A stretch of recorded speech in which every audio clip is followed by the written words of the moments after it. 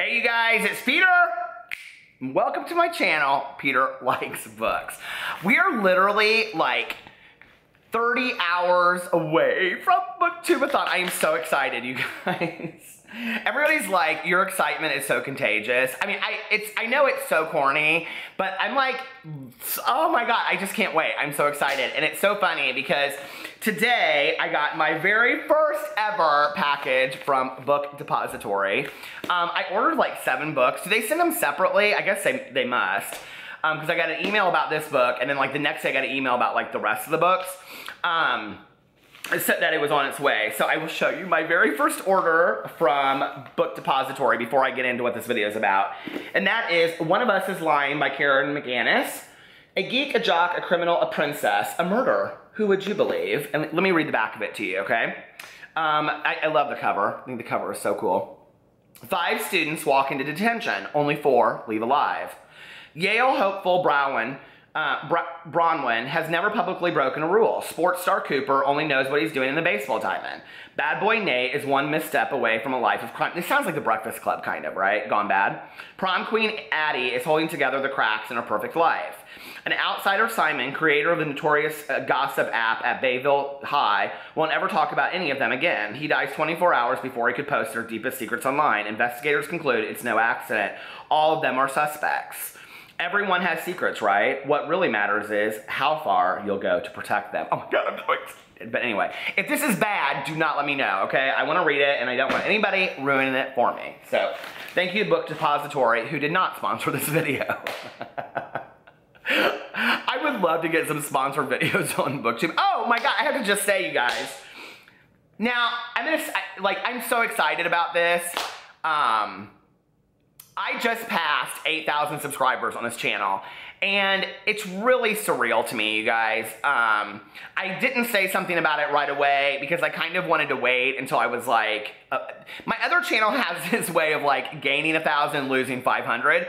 So I was like, okay, I'm gonna wait and see if I like really do pass 8,000. But I'm like at 8,100 and something at this point. And what's really cool about that is that I had just like under 1,000 subscribers when I did Booktube-A-Thon last year. And I mean, that's crazy, like what can happen in a year, you know? And one of the things that I love about Booktube is that no matter how big or how small your channel is, everybody is so, you know, inclusive of each other. And, you know, I know a lot of people that have 100 and 200 subscribers that put out videos every day. And I feel like they are just as valuable in the Booktube community as people that have 50 to 100,000, 200,000 subscribers. And I think that's something we find in the Booktube community that we don't find other places. But that being said, I was so excited when I passed 8,000 subs. And I don't know why that number means a lot to me. Well, yeah, I kind of do. So I am a huge Connor O'Brien fan, and I remember when he passed 8,000 subscribers, I was like, oh my God, he has so many subscribers. So many people are watching him about his Booktube videos. And so now I'm like, well, I'm kind of at Connor O'Brien status. That's not very humble, I know, but I was like so excited.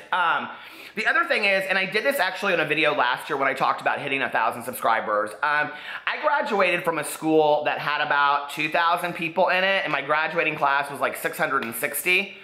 So, you know, I wasn't very accepted in high school. I was bullied completely. I've talked a lot about it in my videos on all of my channels. From first grade all the way through my senior year in high school, horrifically. I didn't have very many friends. And, you know, high school was just not a great place for me. And I found, you know, solitude in my home, in my backyard, in cars, in the front yard, by reading books and escaping from basically the hell that I was living. And I'm sure a lot of you guys relate to that out there. So for me to pass a sub count that would equal every student I went to high school with, I was like, yes, okay, like, you know what?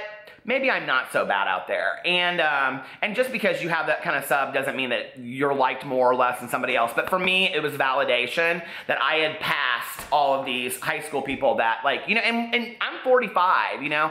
You think that that stuff leaves you at some point, and it should, but like in the back of my head, I still remember the things that people said to me. And I love the movie Pretty Woman. And in that movie, there's a part where she's laying there, and Richard Gere says to Julia Roberts, "You're so beautiful." And she says, "The bad stuff is easier to believe. When someone says something to you long enough, you start to believe it." And, you know, when you hear words that are ingrained into you on a daily basis, you start to believe them. And I'm so thankful that I had loving parents that were so affectionate and kind to me, and friends that were supportive, the few I did have. But it feels nice to be accepted by more, you know, and it feels validating to me. So I wish that for all of you out there. But I wanted to go through today my TBR for Booktube-A-Thon because I haven't really read what these books are about. And so for those of you that don't know these books or have no clue what I'm talking about, I thought I would just go through each book and show you what I'm gonna be reading starting tomorrow night. Oh my God. And then go through it and read what the caption is. So the first one I am reading for a book with a person on the cover is Eliza and Her Monsters by Francesca Zappia. And it says, in the real world, Eliza Merck is shy, weird, friendless. Online, she's Lady Constellation, the anonymous creator of the wildly popular webcomic Monster C. Eliza can't imagine enjoying the real world as much as she loves the online one, and she has no desire to try.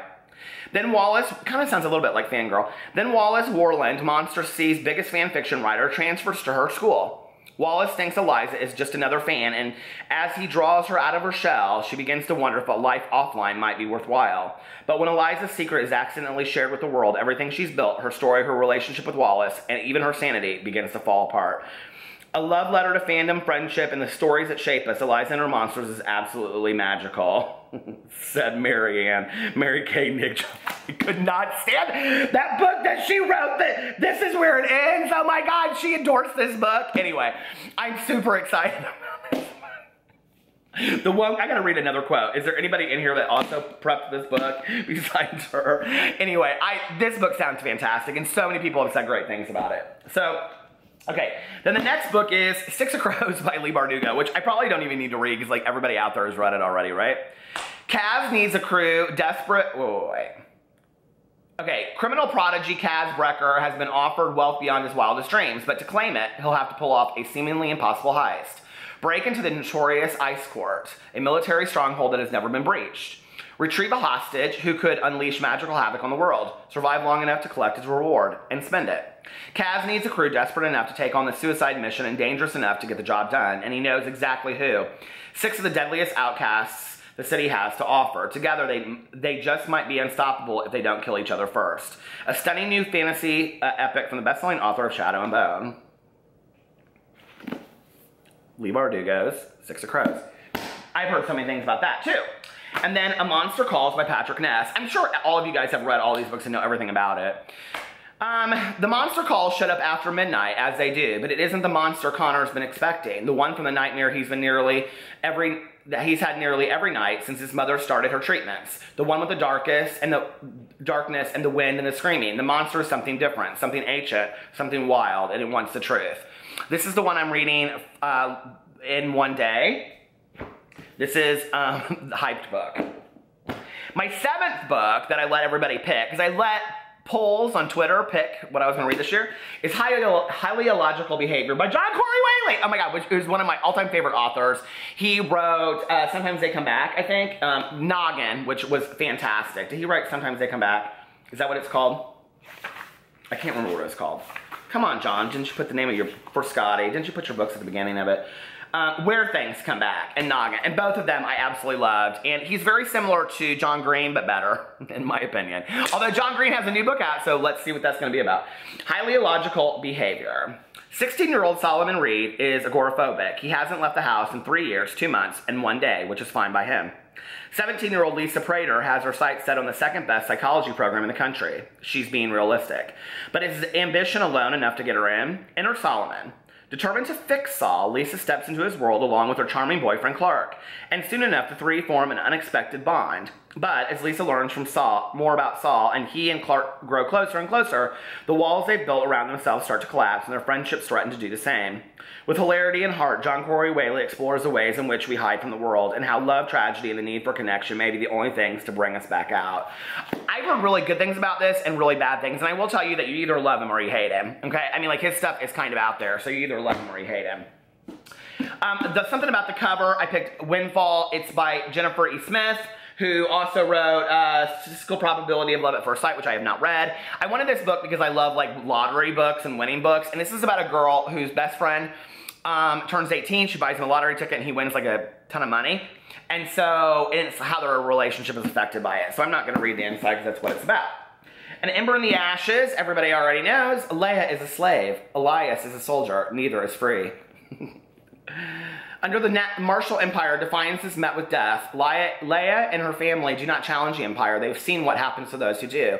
But when Leia's brother is arrested for treason, she is forced to make a decision. In exchange for help from rebels who promise to rescue her brother, she will risk her life to spy for them from within the Empire's greatest military academy. There, Leia meets Elias, the school's finest soldier, and secretly it's most unwilling. He and Leia will soon realize that their destinies are intertwined and that their choices will change the fate of the Empire itself. I don't read much of this stuff, but everybody said how fantastic it is, so it better be, okay? But I think the book is beautiful. And I love big paperbacks like this.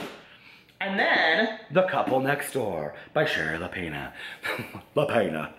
That almost kind of sounds sturdy, doesn't it? Which was a pick of mine last year for the Book of the Month Club, which I'm no longer a member of. I do look at their picks, and then I go buy them at half-price books. I know, right? How well do you know The Couple Next Door? My best friend read this, and she said it was good. Or your husband, or even yourself. People are capable of almost anything. A twisty roller coaster ride of lies, betrayal, and the secrets between husbands and wives. How far would you go if pushed past the limits? What if it said, like, best book of the year, Mary-Kate and Jamie? That poor author. She needs to put out another book that I can fall in love with so I can forget that book that I really didn't like. Or maybe I need to reread it. Oh, no, thank you. So anyway, Anne and Marco Conti seem to have it all. Loving relationship, a wonderful home, and their beautiful baby, Cora. But one hot summer night, they are invited to a dinner party next door. Oh, you don't ever do that. They could be swingers. And a terrible crime is committed. Suspicion immediately focuses on the parents. But the truth is a much more complicated story. Inside the Conti's curtained house, an unsettling account of what actually happened unfolds. Detective Rosbach knows that the panicked couple is hiding something. Both Anne and Marco soon discover that the other is keeping secrets they've kept for years. What follows is a nerve-wracking unraveling of a family, a chilling tale of deception, duplicity, and an unfaithfulness that will keep you breathless until the final shocking twist. I can't wait. I love books like that. And so, those are so fun to read in the summer, aren't they? That sounded so corny, aren't they? Aren't they? So I'm super excited about that. I guess I have a couple of seconds left, so I should probably read Windfall since it was the only one I didn't. Alice doesn't believe in luck. At least, not the good kind. Bad luck. But she does, cross a black cat. But she does believe in love, and for some time, there's a black cat. Somebody in our neighbor has a black cat. It spooks me out. Every time I see it, I always cross it. Do you guys cross black cats? I do. I'm superstitious as hell. And for some time now, she's been pining for her best friend, Teddy. I mean, all of these romantic rom-coms, these, what do we call them?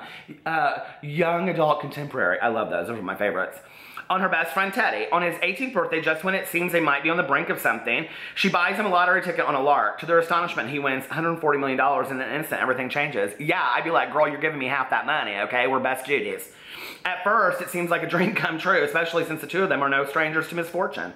As a kid, Alice won the worst kind of lottery possible when her parents died just over a year apart from each other. Getting so sad. And Teddy's father abandoned his family not long after that, leaving them to grapple with his gambling debts. Through it all, Teddy and Alice have leaned on each other, but now as they negotiate the ripple effects of Teddy's newfound wealth, a gulf opens between them, and soon the money starts to feel like more of a curse than a windfall. And as they try to find their way back to each other, Alice learns more about herself than she ever could have imagined, and about the unexpected ways in which luck and love sometimes intersect. The reason I really want to read this book is, I actually had this idea for a book that I was going to write, and it was going to be called Family Album. Oh, no, that's another story. I can't tell that. It wasn't a lottery ticket. Don't be stealing my ideas! Oh my God. So anyway. Da-da-da-da-da, Booktube-A-Thon. All right, you guys, you better be following me on Twitter and tweeting me out how you're doing on Booktube-A-Thon, and I will tweet you back and all that kind of stuff. I'm so excited. If you've read these books and they suck, don't put it in the comment section below. I want to be excited. And if everybody's like, these books suck, I'm not going to want to read, and then I'm just going to want to go swimming and eat fattening food. So I'm excited about Booktube-A-Thon, so let me be excited. I love you guys, and I will talk to you later. Bye.